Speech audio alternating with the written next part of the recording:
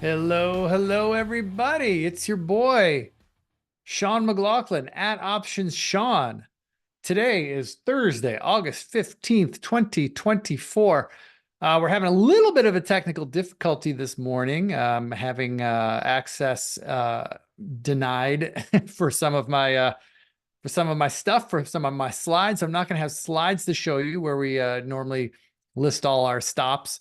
And I won't be able to show you our disclaimer today. But hey, if you want all that stuff, if you want the disclaimer, go back and watch last week's episode. But this is the options jam session. What we do here is we give a quick little overview of what's going on in the markets, high level. Then we dig into any activity amongst the positions that we have open in All-Star Options, any exits, any adjustments, which we have one of each to talk about today. We also review any updated stops for positions that we're currently riding. And then we touch briefly upon new positions we've put on over the past week. So let's just jump right into it. You're looking at my VIX chart right now. I feel like this is the chart of the month right now. An unbelievable whipsaw we've seen in VIX over the past 10 trading days. Basically, from August 1st, this candle right here, we went all the way up to 65, and now we've come all the way back and then some, all in just 10 trading days. That's really an unbelievable ride in VIX. Now, look, we've seen moves like that before in VIX, but usually when we see moves like that, that's in the context of some really enormous exogenous event. Did I say that word right? An outside event, something that's going on that's crazy, that, something's blowing up, something terrible is happening, whether in the markets or in an economy or in a country. Something crazy is usually going on. But did something crazy happen 2 weeks ago? I mean, yeah, there was the yen carry trade thing, and there was some signaling from the Fed, and there's been a recent shakeup in the presidential race. But really, are those earth-shattering moments? I mean, time will tell, right? But I think this little freak out that we had in the VIX might go down in the history books as one of the most ridiculous moves of all time. So that's the chart of the week. Unfortunately for us, we talked about it last week and the week before, we got stopped out of a lot of positions. Maybe our positions just needed to be pruned, and now we're just left with the positions that are working, which those are the positions we want anyway, right? The positions that are working, they can withstand anything. Those are the positions we want to be in. So let's go through some activity that we've had in the portfolio since last week. Let's talk about Pepsi.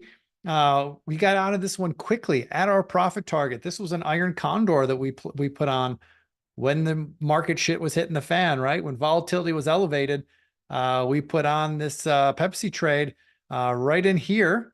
And literally just 5 or 6 trading days later, we hit our profit target. Wonderful.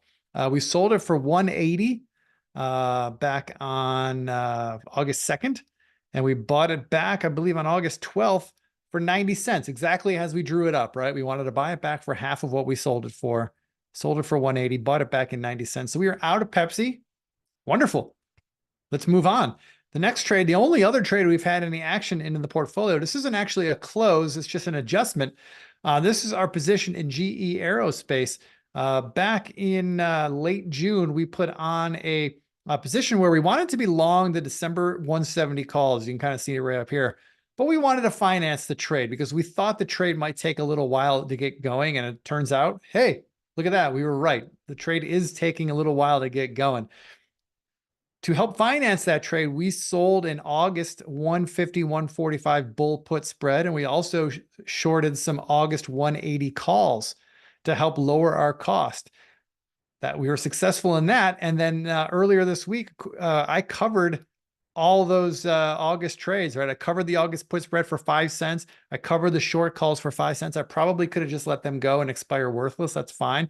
But for 5 cents, well, 10 cents total, to take just, the outliers out of the equation, I did that. So now we are just long the December 170 calls at, effectively, I guess we could call it, we're long them at a 942 debit, right? We paid 932 net to get in. That's net of the short premium that we sold in August to lower the cost of those December calls. We just added 10 cents to our net debit. So for 942, we are now just along the December 170 calls. Now I know in the ASO chat room, a few guys were talking about, hey, should we try this again for another month? Now that our August options are basically worthless, should we roll them forward and do the exact same trades in September to bring in some more credit? I don't hate that. If you guys want to do that, if somebody wants to do that, I have no problem with that. You just got to, manage it a little better, right? You're gonna have to keep tabs on that to make sure that those trades don't get away from you. I'm not going to do it. I'm fine where I am. My goal was to lower the cost of my December calls. I've done so. And with GE looking like it just might start breaking out here, poking its head up near the upper resistance there around 172. I don't think I want to limit myself here. I'm gonna just let this position ride. I just have the December 170 calls, and I'm good. We're gonna hold that for now. Our stop still remains at 156. But again, if you guys want to sell, if you want to do something similar in the September options, by all means, you have my blessing. Just make sure you got a plan to get out if things go sideways for you. Okay, that's it for all the positions that had any action. Let's go through our updated stops. We don't have a whole lot. We just have two. We're long an eBay position. We're long the October 55.65 bull call spread that we paid $250 for back in early June. This position is just taking its sweet old time, but it's going in our direction. That's the good news.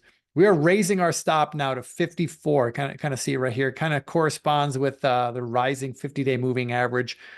54. I want to see eBay hold 54. If we lose 54, that's my signal to exit the trade. If we see a closing price below 54, I will exit the trade at the open or near the open the next trading day. That's the way I do it. This is a defined risk trade. The most I can lose is 250. So I'm not going to sweat it if this thing trades below my stop loss level intraday. But for now, 54 is the new stop in eBay. Next up is AZN. Look at this thing taking off. It's as if AZN, AstraZeneca, had no idea that there was a volatility event these last couple of weeks. If you looked at just this chart, you'd have no idea what was going on in the rest of the world the last 2 weeks, which is wonderful. Stocks breaking out to new all-time highs today as we're talking. Wonderful, wonderful. We're long the January 85 calls, which are now in the money. That's great. That's a good thing. We are moving our stop up to 80. Now, 80 is just above this rising 50-day moving average, but just below this kind of, level from which it broke out and most recently broke out at. So below 80, I don't think I like to trade anymore. Let's hope that 80 never gets touched. Let's hope that we raise that stop even more in the coming weeks and months. But wow, gotta love AZN breaking out. I believe those are all-time highs. If they're not all-time highs, they're certainly multi-year highs. Either way, that's bullish. Very bullish for our position. Okay, so those are the only two stops I have to update this week, guys. Finally, we'll just briefly touch on the new trades that we've put on this week. For those of you first-timers here or new here, for every trade that we publish a blog post that has all the details you need to manage the trade. It talks about the setup and what we like about it, why we like the trade. It talks about the option strategy we will use to execute our thesis. We talk about risk management parameters, position sizing, where we will stop out if we're wrong, where we might take profits if we're right. All of those details can be found in a blog post about every trade that we put on at allstarcharts.com. Head to the members section, head to the options section. You will find all the detailed trade plans for every trade we've ever put on. They're all in there. If you don't have access to that, shoot us an email, info@allstarcharts.com, and we'll get you hooked up. All right, real quickly, we'll go through these three new trades that we've put on since we last spoke last week. First one is in Canadian Imperial Bank of Commerce. The cool kids call it CIBC. I certainly did when I used to live near Canada. We are bullish on this trade. We got in on August 9th, I believe. And as you can see, the stock is going our way. Again, the trade details can be found at allstarcharts.com, but we are definitely bullish and in a bullish position in CM. Next up, AMD. Well, I'd love to tell you that this green circle shows you where we got into a long position in AMD. Unfortunately, we got into a short position in AMD, and it's already currently trading above our stop loss level. Now we're not stopped out yet. We're still holding. Okay. I'm going to wait to see where it closes. If it closes above 145 today, well, then tomorrow morning, in all likelihood, I'm exiting the trade unless we get a big gap down below our level. So this one was a bearish position in AMD. Hey, you know what? We wanted a little portfolio diversification just in case this was a dead cat bounce in the markets, and then we were going to go retest those lows. It's feeling less and less likely that the market wants to do that. But if it does, and if AMD reverses intraday today, I feel like AMD is one of those positions that will help us out if the market does crater from here. I'm not saying it's going to. I feel less and less like it's going to at this point. But that's our bearish position in AMD that we may be out of tomorrow morning. Finally, Upstart. We got into this one on Wednesday, yesterday. We got a bullish position in here. So far, so good. I like the way this is looking. I like the way it's holding in there. And again, trade details at allstarcharts.com. All right, folks, that's all I have for you. I don't have any slides for you to end up with. I can't show you the rerun of the stop loss levels. But hey, I'd like to mention at the end of the show, every show, two things. If you have questions about anything you've seen here, please shoot us an email, info@allstarcharts.com. I'll be happy to help you wherever I can. And secondly, if you like these charts that I've been showing in these videos, these are from TrendSpider.com. Head to TrendSpider.com. If you'd like to try out a subscription with them, use promo code Sean50. That's SEAN50. And our good friends at TrendSpider will hook you up with a 50% discount on any subscription plan or select subscription plans. I'm not sure which ones they give it to you, but I know a few of you are taking advantage of it and you're loving it. So awesome. Tell them Sean sent you. All right, folks, that's it for today. Is the bull market back? It feels like it. It certainly feels like it. Have a great rest of your week.